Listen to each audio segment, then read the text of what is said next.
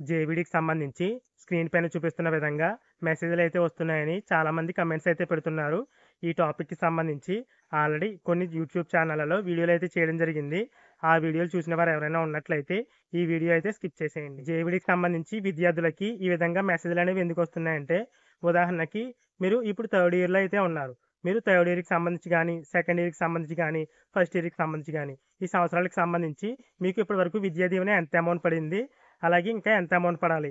ఒకవేళ పడకపోతే దానికి సంబంధించి పెండింగ్ రీజన్ ఏంటి? ఇలాంటి వివరాలన్నీ కూడా జ్ఞానభూమి పోర్టల్‌లో అయితే ఉంటాయి.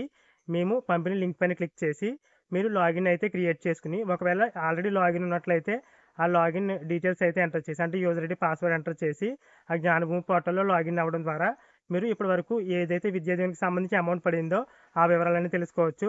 అలాగే అమౌంట్ పడకపోతే ఎందుకు పడలేదు అనే వివరాలు కూడా తెలుసుకోవచ్చునైతే ఆ మెసేజ్‌లో అయితే ఇవ్వడం జరిగింది. అలాగే మరికొంతమంది విద్యార్థుల డౌట్ ఏంటంటే, నాకు ఈ విధంగా మెసేజ్ అయితే రాలేదు. ఏదైనా ప్రాబ్లమా అని. మీకు ఈ విధంగా మెసేజ్ వచ్చినా రాకపోయినా ఎలాంటి ప్రాబ్లమ్ అయితే లేదు. మీకు రావాల్సిందల్లా విద్యా దీవెన డబ్బులు మాత్రమే. ఒకవేళ అమౌంటే వచ్చేస్తే మీరు పేమెంట్ స్టేటసే చెక్ చేసుకోవాలి నాకు తెలిసి.